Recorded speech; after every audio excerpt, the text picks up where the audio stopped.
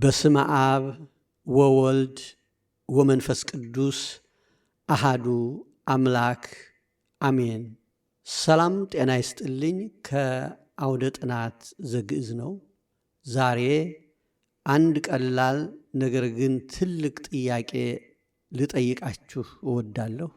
ለመሆኑ ግዕዝ ቋንቋ ብቻ ነው ወይንስ ከቋንቋነቱ በላይ የሆነ ጥበብ፣ ታሪክና ምስጢር ይዟል? ብዙ ጊዜ ግዕዝ የጥበብ ቋንቋ ነው፣ የመላእክት ቋንቋ ነው፣ መለኮታዊ ቋንቋ ነው፣ መጽሔተ አእምሮ፣ የጥበብ መስታወት ነው ሲባል እንሰማለን። ታዲያ ይህ ሁሉ ምን ማለት ነው?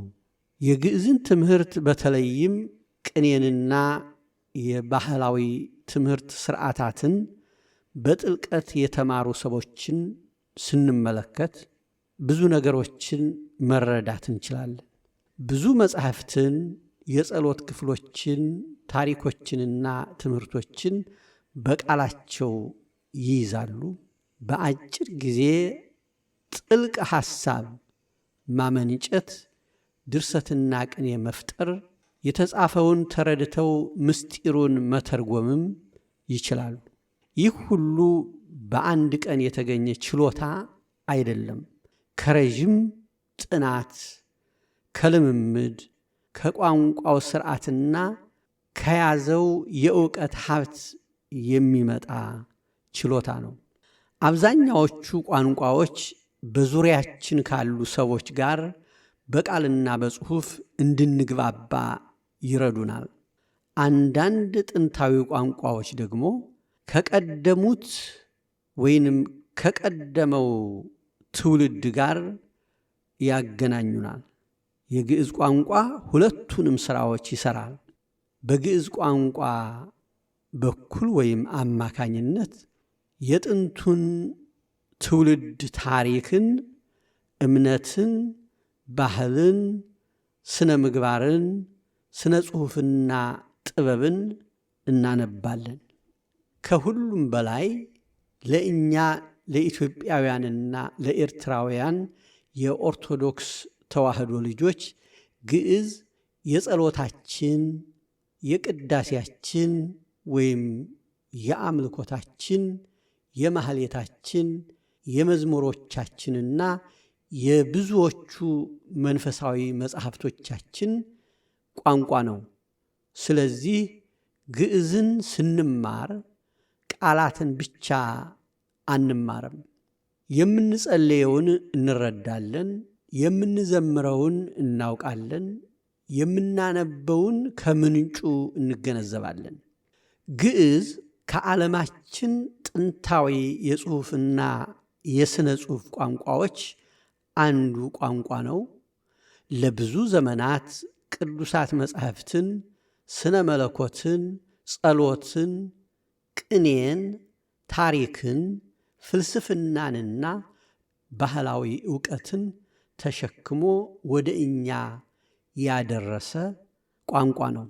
እያንዳንዱ የግዕዝ የብራና ወይንም የጥንት የእጅ ጽሑፍ ከአሮጌነት ሰነድ በላይ የሆነ ጥበብና ምስጢር ነው። ጥልቅና ረቂቅ ምስጢራትን የያዘ ውድና እምቅ ሀብትም ነው። ከቀደሙት ወላጆቻችን ወደ እኛ የመጣ ድምፅ ነው። የጥበባት መልእክት ነው። እያንዳንዱ ፊደል ታሪካዊ ድምፅ አለው። እያንዳንዱም ቃል ጥልቅ ትርጉም አለው። እያንዳንዱ ጽሑፍ ደግሞ ወደ ታሪካችን የሚያስገባን በር ነው።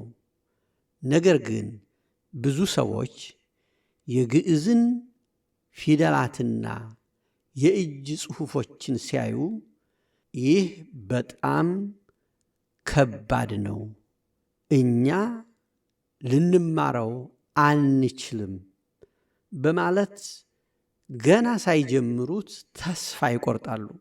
የአውደ ጥናት ዘግዕዝ ዓላማ ይህንን እውነትነት የሌለውን አመለካከት እስከ ወዲያኛው ለመለወጥ ነው።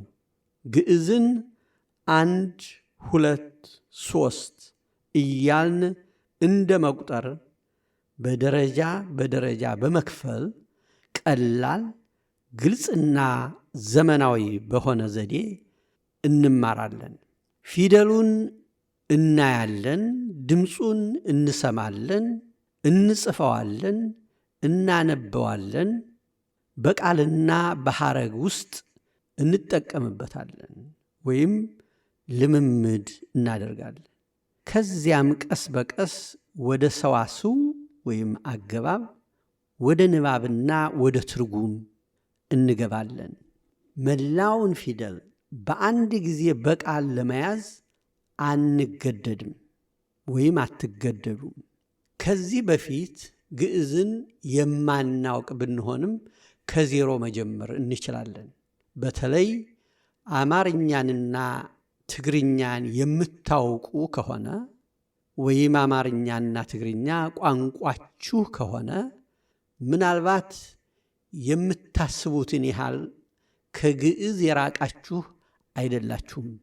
የምትጠቀሙባቸው ብዙ ቃላት የሰዎች ስሞች ማለትም የእያንዳንዳችን ስሞች፣ የእናንተ ስሞች፣ የቦታ ስሞች፣ የእምነት ቃላትና አገላለጾች፣ የሰውነታችን ክፍሎች ሳይቀሩ ከግዕዝ ጋር ጥልቅ ግንኙነት አላቸው ወይም ራሳቸው ግዕዝ ናቸው።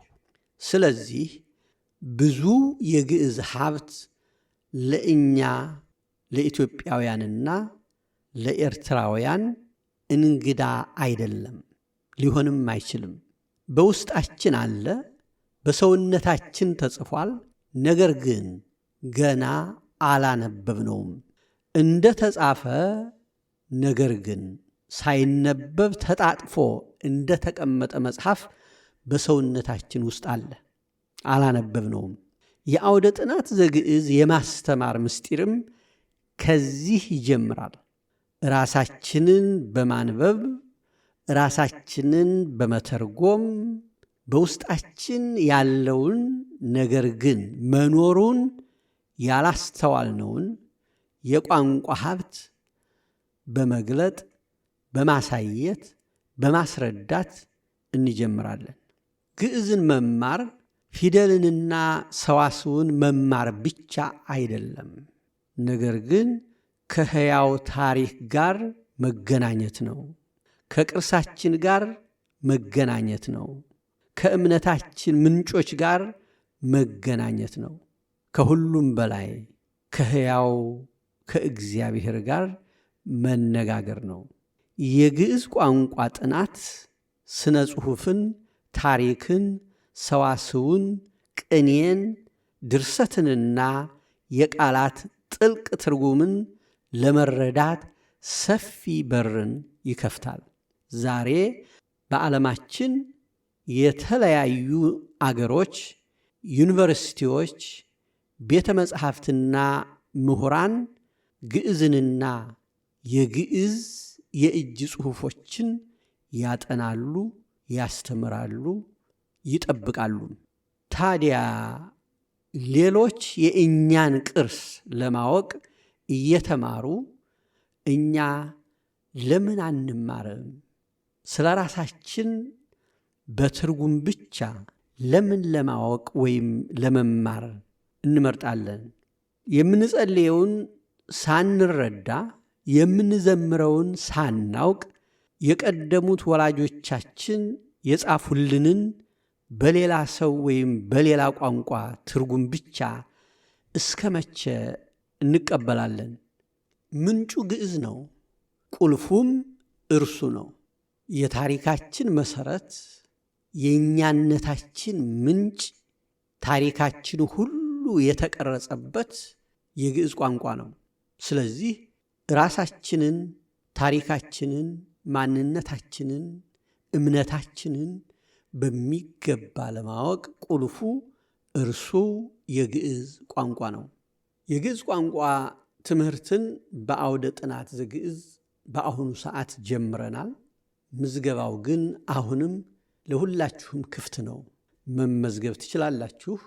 ትምህርቱ በዙም በዋትስአፕ ግሩፕ ይሰጣል።